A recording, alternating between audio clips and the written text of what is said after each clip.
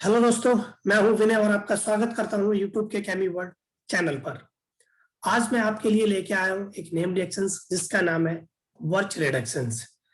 वर्च रिडक्शंस हमारी जितने भी कॉम्पिटिटिव एग्जाम्स हैं like IIT JAM, GATE, NET, NEET, यहाँ पे भी जी, यहाँ पे भी इस रिएक्शंस के बारे में पूछा जाता है। और इस रिएक्शंस को हमारी जो एकेडमिया होती है यानी बीएससी ऑनर्स केमिस्ट्री या फिर अप्लाइड केमिस्ट्री इन एमएससी, सो ये रिएक्शंस हमारी इंपॉर्टेंट रिएक्शंस हैं, इसलिए मैं आपके लिए लिखे हूँ। आप देख सकते हैं यहाँ पे एक बेंजीन रिंग है। इसको जब हम मेटल रिडक्शंस इसका कराते हैं तो हम इसका देखते हैं, हमें मिलता है 1,4 डाईहाइड्रो बेंजीन मिलता है। तो इस रिएक्शंस को हम डिटेल्स में पढ़ने वाले हैं, तो चलिए शुरू करते हैं। इस रिएक्शंस को पढ़ने से पहले हमें एक प्रॉपर्टी का पता होना बहुत जरूरी है जिसका नाम है मेटल रिडक्शंस। कि मेटल रिडक्शंस होता क्या है कि अगर हमें पता है कि मोस्ट ऑफ द मेटल्स यानी जितने भी मेटल्स हैं वो हमारे जब एसिड से रिएक्ट करते हैं तो हमें हाइड्रोजन लिबरेट करते हैं and at the same time they are forming salt. तो उसी टाइम पे ये सॉल्ट भी बनाते हैं। जैसा कि आप अभी स्क्रीन पे देख पा रहे होंगे, ये हमारे पास मैग्नीशियम है, इसको हमने HCl से रिएक्ट करवाया है, then we get MgCl2 plus S2. So the whole concept is applied here in the second point when metal is very reactive। बहुत सारे मेटल बहुत ज्यादा रिएक्टिव जैसे सोडियम, पोटेशियम, लिथियम, अगर हम इनको वीक एसिड के साथ रिएक्ट करवाते हैं तब वहां पे एक जो मेटल है वो एक इलेक्ट्रॉन को रिलीज करता है और ये जो इलेक्ट्रॉन रिलीज हुआ है इसको प्रोटॉन यानी जो वीक एसिड है उसका जो प्रोटॉन आएगा वो उस इलेक्ट्रॉन को कैप्चर कर लेगा and they give H and after that they forms hydrogens. So we have the mechanism of the whole process you can see on your screen. So we have a sodium here and dissolving liquid ammonia, then we get NaNH2 and forming a hydrogen. So आप देख नहीं पा रहे होंगे, हाँ, forming of hydrogen. So how is it happen, ये होता कैसे कि Na जैसे हमारा कन्वर्ट होता है Na पॉजिटिव और इलेक्ट्रॉन को रिलीज करता है metal, this process is very fast. अब इस इलेक्ट्रॉन को कैप्चर कौन करेगा, मैंने अभी बताया प्रोटॉन कैप्चर करेगा। प्रोटॉन किसका कैप्चर करेगा कि जो हमारा ये लिक्विड अमोनिया पड़ी हुई इसका प्रोटॉन आएगा और इस इलेक्ट्रॉन को कैप्चर कर लेगा। अब जैसे इस इलेक्ट्रॉन को कैप्चर करेगा तो ये क्या NH2 बना देगा। यहाँ पे जो कलर है इसका, यहाँ पे कलर हो जाएगा इंटेंस ब्लू कलर होता है। अब जैसे इस इलेक्ट्रॉन को NH2 में करेगा तो इंटेंस ब्लू कलर ये फेडेड हो जाएगा यानी कलरलेस हो जाएगा और they release H and then forms hydrogens. So this is the process of metal reductions. So now we discuss about the Wirth reductions. Wirth reductions of arenes यानी कि हमारी जो वर्च रिडक्शंस हैं वो दो टाइप्स की होती हैं, Birch reductions of arenes and Birch reductions of alkynes. So first we will discuss about the Birch reductions of arenes. यहाँ पे हम वर्च रिडक्शंस ऑफ एरीन्स के बारे में पढ़ते हैं। तो when dissolving metal reductions of aromatic ring known as the Birch reductions, यानी जब हम बेंजीन रिंग को हम मेटल रिडक्शंस करवाते हैं तब हमें मिलता है 1,4 डाईहाइड्रो बेंजीन। ये कैसे मिलता है, हमारे पास हम इसकी मैकेनिज्म देखते हैं। इसकी मैकेनिज्म देखने से पहले आप अपनी स्क्रीन पे देख पा रहे होंगे लिखा है मैकेनिज्म ऑफ रिजेंट।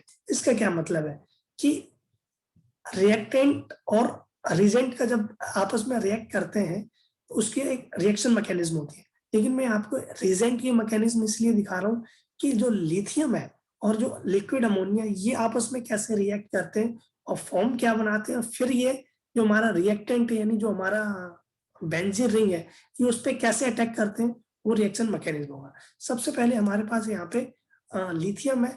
मैंने आपको अभी जब मेटल रिडक्शंस बता रहा था ये पूरे 100 मेटल रिडक्शंस ही बता रहा है। This process is very fast. lithium have a positive charge and release the electron. This electrons plus ammonia, this color is blue solution, अभी मैंने बताया था इंटेंस ब्लू कलर होता है।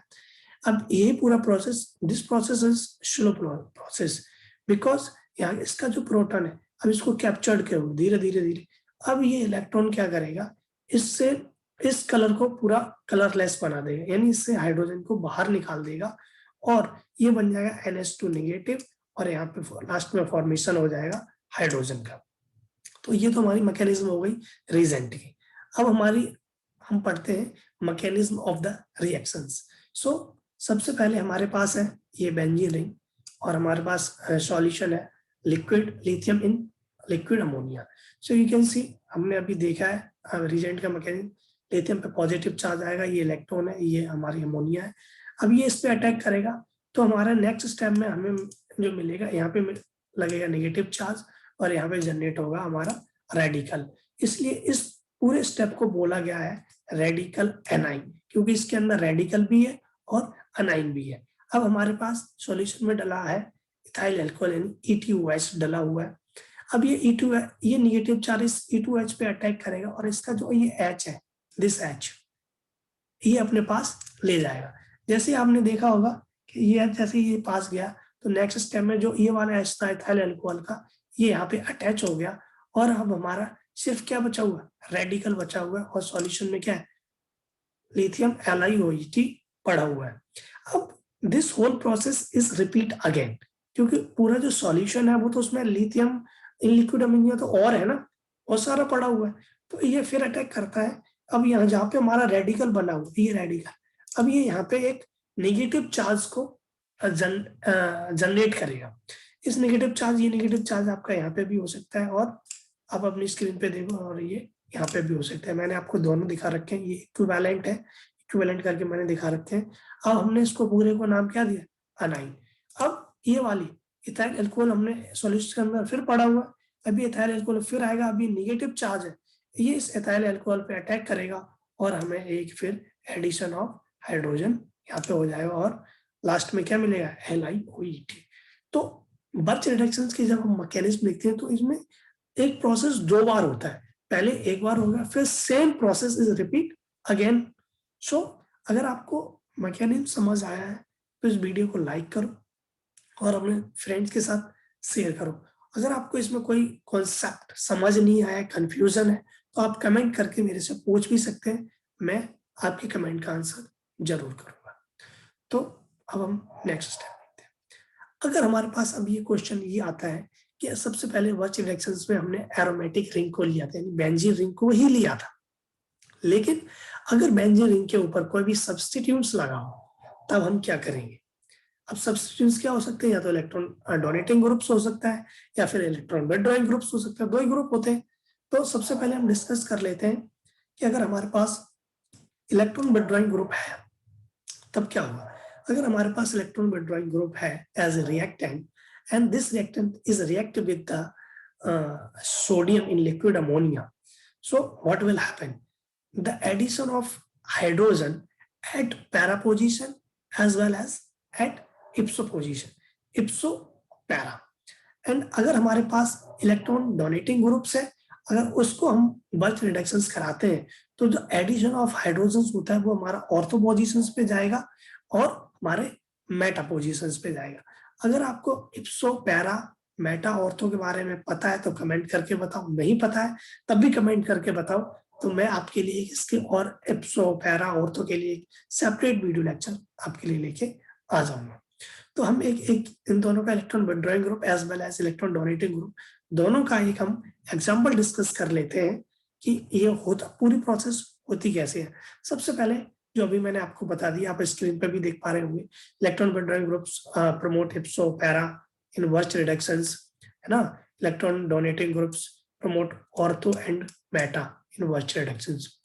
तो ये हमारे इंपॉर्टेंट पॉइंट है जो हमारे कॉम्पिटिटिव एग्जाम में डायरेक्ट ऐसी सिंपल रिएक्शंस नहीं पूछी जाती है। हो सकता है हमारे जो एकेडमी है वहां पे पूछ ले वर्च रिडक्शंस क्या होता है, ठीक है, कोई स्टेप दे दे वो तो ठीक है, लेकिन जब हमारा कॉम्पिटिटिव एग्जाम आएगा, ठीक है, तो वहां पे डायरेक्ट कोई एक बेंजीन रिंग लेके नहीं बैठेगा, वो तो कोई भी कर देगा, लेकिन उस बेंजीन रिंग के ऊपर बहुत सारे हो सकता है कि बहुत सारे सब्स्टिट्यूट्स लगा दे, कौन सा इलेक्ट्रॉन डोनेटिंग ग्रुप है, कौन इलेक्ट्रॉन विथड्रॉइंग ग्रुप है।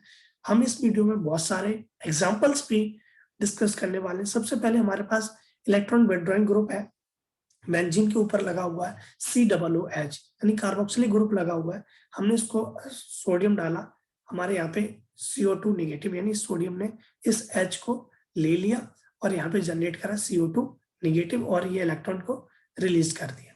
अब हमने जो हमारे वर्च रिडक्शन में जो हमारा इक्विवेलेंट आया था, देखो यहाँ पे हमारा नेगेटिव चार्ज है और यहाँ पे हमारा रेडिकल्स है, ठीक है। तो अब हुआ क्या, this is the equivalent process. अब हमारे सॉल्यूशन में ये पड़ा हुआ है E2H पड़ा हुआ है। अब इस E2H को ये जो नेगेटिव चार्ज है ये अटैक करेगा और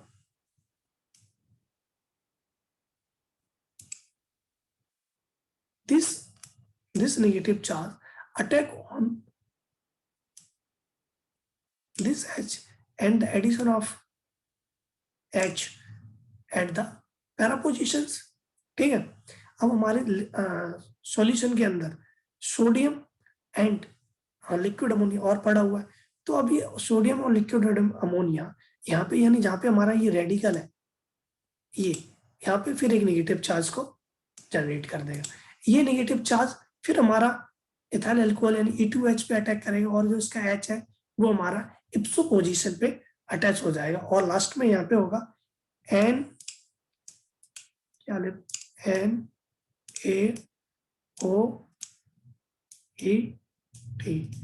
ये सोडियम की जगह यहाँ पे गलती से लिथियम हो गया तो मैंने करेक्ट कर दिया NOET होगा, ठीक है। This is the mechanism of the electron withdrawing groups.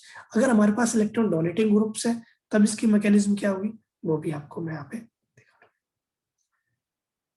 हूं। अब ये सब इलेक्ट्रॉन विथड्रॉइंग ग्रुप ये पैरा इप्सो पे लग रहा है, ठीक है, पैरा पे लग रहा है। इलेक्ट्रॉन डोनेटिंग ग्रुप्स है वो हमारा ऑर्थो पे लगेगा, मेटा पे लगेगा। ये है क्या, ये सारा खेल जो है इलेक्ट्रॉन डेंसिटी का है, क्योंकि जो इलेक्ट्रॉन विथड्रॉइंग ग्रुप्स होते हैं इलेक्ट्रॉन जो डेंसिटी है वो स्टेबलाइज करते हैं हमारा ipso as well as para positions पे, और जो हमारे इलेक्ट्रॉन डोनेटिंग ग्रुप्स है वो इस इलेक्ट्रॉन डेंसिटी को स्टेबल करते हैं हमारे मेटा एंड ऑर्थो पोजीशंस पे।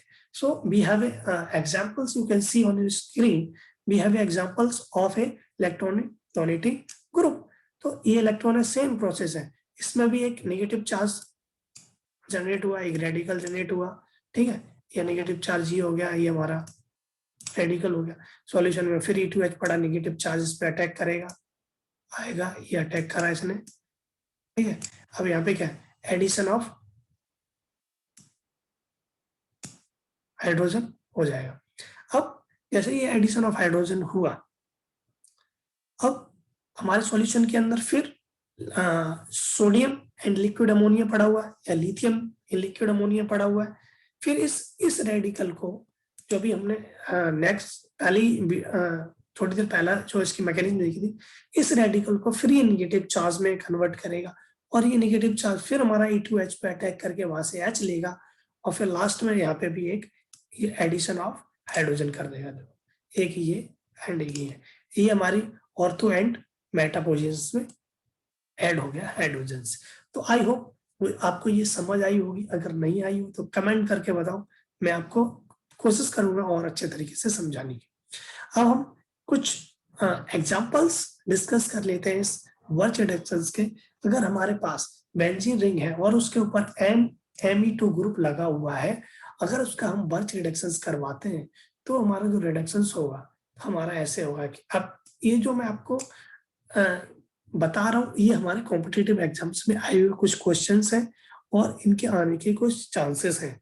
तो आप इनकी क्या करना है आपको कि this is your homework, this is your practice work, कि आपने अभी तक जो वीडियो देखी आपको समझ आई है या नहीं आई है। आप इन सारी रिएक्शंस के जो मैं आपको अभी एग्जांपल्स डिस्कस करने वाला हूँ इनके आपको रिएक्शन मैकेनिज्म लिखने हैं।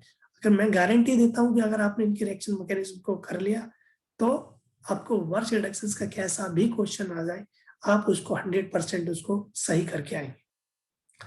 दूसरा ये कि अगर हमारे पास बेंजीन रिंग है उसके ऊपर ये Cl ग्रुप लगा हुआ है यानी क्लोराइड ग्रुप लगा हुआ है, तो इस पूरी बेंजीन के अंदर के ये डबल बॉन्ड है इन सबको रिड्यूस कर देता है। This is the concept. How is it happen? अगर आपको नहीं आता तब भी कमेंट करके बताओ, मैं आपके लिए इसके भी मैकेनिज्म, अगर इनमें से कोई नहीं आता है, सब कुछ नहीं आता है, तो टेंशन लेने की बात नहीं है। आप कमेंट करके बताओ, मैं आपको इसके जो मैकेनिज्म है उसके लिए भी आपके लिए वीडियो लेके आ जाऊंगा।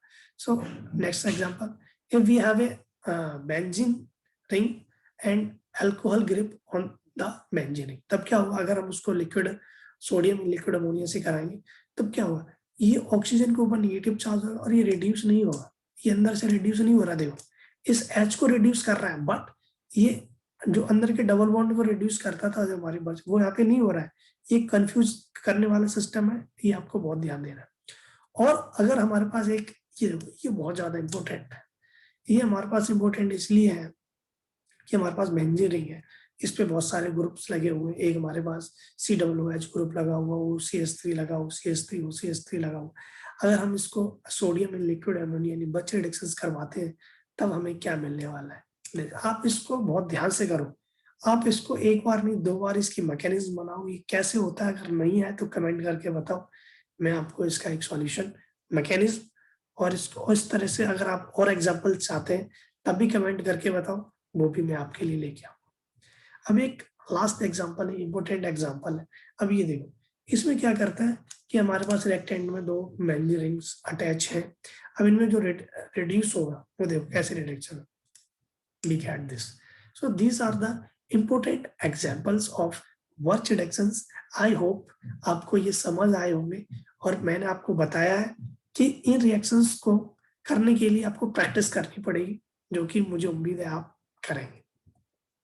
अब हम पढ़ने वाले, जैसा कि मैंने वीडियो की शुरुआत में बताया था कि हम वर्च रिडक्शंस ऑफ एल्काइंस भी पढ़ने वाले। इसमें क्या होगा कि हमारे पास बहुत ज्यादा सिंपल रिएक्शंस है, इसमें कुछ नहीं होगा। हमारे पास एक एल्काइंस है, इसको हम सोडियम लिक्विड अमोनिया, इसका भी वर्च रिडक्शंस करवाते हैं। देन इसमें जो एडिशन ऑफ हाइड्रोजन होता है, ये हमारा जो H जो लगता है, ये हमारा ट्रांस प्रोडक्ट बनाता है, यानी अपोजिट में लगता है। तो सबसे ये कैसे लगेगा, you can see here this is the double bond. ये अभी यहाँ पे नहीं पता चल पा रहा होगा कि ये कैसे, इसलिए मैंने इसकी यहाँ पे एक मैकेनिज्म शो करा है। We have alkynes and this generate electron from metal reductions. अब ये इलेक्ट्रॉन हमारा अटैक करेगा तो हमारा नेक्स्ट स्टेप हमें ये मिलेगा। अब इस स्टेप में ये अमोनिया, अब ये अटैक करेगा अमोनिया, अमोनिया से ये जो हाइड्रोजन आएगा, यानी यहाँ पे बनेगा NH2 नेगेटिव, और हाइड्रोजन को जो लिबरेट करता था वो प्रोसेस, वही हाइड्रोजन जाके यहाँ पे अटैच हो रहा है, यहाँ अटैच होगा। अब हमारे पास वही, जैसे हमारे एरेंज में हम रिएक्शन मैकेनिज्म हमने देखा था कि हमारी कोई भी एक रिएक्शन कंप्लीट होने के लिए हमें एक ही प्रोसेस को 2 बार रिपीट करना है। ऐसे ही एल्काइंस में अगर हम बच रिडक्शन करवाएंगे तो एक ही प्रोसेस को हमें 2 बार रिपीट करना है। अब एक प्रोसेस तो यहाँ तक हो गया, अब हमारा ये प्रोसेस यहाँ तक हो गया। अब ये जो रेडिकल चार्ज है, ये फिर इलेक्ट्रॉन है, अब ये इलेक्ट्रॉन फिर इसके ऊपर एक अटैक करेगा तो और यहाँ पे बनाएगा हमारा निगेटिव चार्ज। अब ये निगेटिव चार्ज जाके फिर हमारा अमोनिया के ऊपर अटैक करेगा और वहां से ले लेगा H। तो जैसे देखा होगा आपने, एक H ही हमारा ऐड हो गया, ये H हो गया। तो आई होप आपको ये वीडियो पसंद आई होगी। अगर वीडियो पसंद आई हो तो इस वीडियो को लाइक करो, अपने कॉलीग के साथ शेयर करो और कमेंट करके बताओ कि आपको इसमें क्या समझ आया, क्या समझ नहीं आया है। ठीक है, तो दोनों आपको जो भी प्रॉब्लम होगी मैं सॉल्व करने की कोशिश करूंगा। और आपने अभी तक मेरे चैनल को सब्सक्राइब नहीं करा है तो यूट्यूब पे जाके केमी वर्ल्ड सर्च करें या केमी वर्ल्ड पे जाके सब्सक्राइब करें और उस वहाँ पे जो बेल आइकन है उसको दबाएं, जिससे हमारी आने वाली सारी वीडियो की नोटिफिकेशन आप तक पहुंच जाए। So thank you so much for watching this video.